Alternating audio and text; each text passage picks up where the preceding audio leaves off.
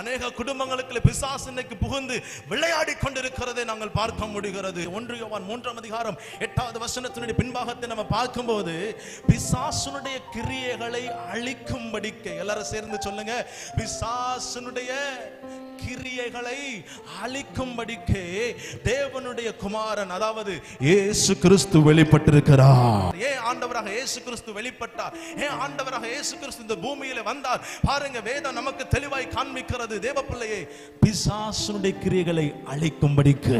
இன்றைக்கு உங்க வாழ்க்கையில பாருங்க, இன்னைக்கு அநேக குடும்பங்களில் நான் பார்க்க முடியும், அநேக குடும்பங்களில் நான் பார்த்திருக்கிறேன், அநேக பிசாசுனுடைய கிரியைகள் போராடி கொண்டிருக்கிறது.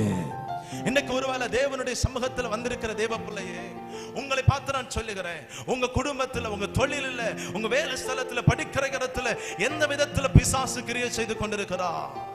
அநேக குடும்பங்களில் பிசாசு கிரியை செய்கிறா. அநேக குடும்பங்களுக்கு பிசாசு இன்னைக்கு புகுந்து விளையாடி கொண்டிருக்கிறதை நாங்கள் பார்க்க முடிகிறது. ஏனென்றால் ஜனங்களுடைய கண்கள் குருடாய் இருக்கிறபடினாலே, கண்கள் திறக்காமல் இருக்கிறபடினாலே. பாருங்க தேவ பிள்ளையே, இன்றைக்கு கர்த்தர் உங்கள் கண்களை திறப்பார், மனக்கண்களை திறப்பார். ஒரு ஆமென் சொல்லுங்க பார்க்கலாம். அநேக குடும்பங்களுக்குள்ள பிசாசு, மந்திரவாதம், பில்லி சூனியம், ஏவல், இப்படி பல விதங்களில் மனுஷனுக்கு விரோதமா அநேக காரியங்களை செய்கிற அது ஒரு பக்கம் இருக்கட்டும். ஆனாலும் பாருங்க, அநேக ஜனங்கள் தாங்களாகவே சிக்குண்டு அநேக பேர் பிசாசுனுடைய பிடியில இன்னைக்கு அநேக பேர் அகப்பட்டு அநேக பேருடைய வாழ்க்கையில விடுதலை இல்லாமல் இருந்து கொண்டிருக்கிறார்கள். ஒரு ஆமென் சொல்லுங்களேன். ஆமென். உங்களுக்கு தான் கர்த்தர் இன்றைக்கு ஒரு நற்செய்தியை கொடுத்து கொண்டு வருகிறார்.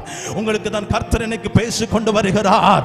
எனக்கு அருமையான தாய்மாரே, எனக்கு அருமையான தகப்பன்மாரே, எனக்கு அருமையான சகோதரா, எனக்கு அருமையான சகோதரி, நம்முடைய ஆண்டவராக இயேசு கிறிஸ்து பிசாசுனுடைய கிரியைகளை அழிக்கும்படிக்கு அவர் வெளிப்பட்டிருக்கிறார்.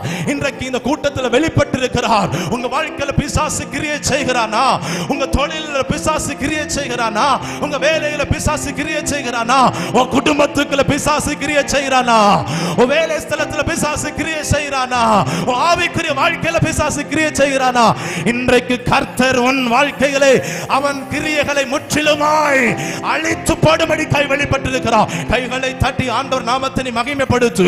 முழு பலத்தோட கைகளை தட்டி நீ கர்த்தரை துதிக்கும் போது, இப்பொழுது தேவனாகிய கர்த்தர் உனக்காக எழுந்தருள் இருக்கிறார். உன் சத்துருக்கள் சிதறடிக்கப்படும்படியாய், உனக்கு விரோதமாய் எழும்பியிருக்கிற பொல்லாத அந்த சத்துரு அழியும்படியாய், அந்த பில்லி சூனியம், அந்த மந்திரவாதம், அந்த ஏவல் ஒன்றுமே இல்லாமலாகும்படியாய் இன்றைக்கு கர்த்தர் வாழ்க்கையில வெளிப்படுகிறார்.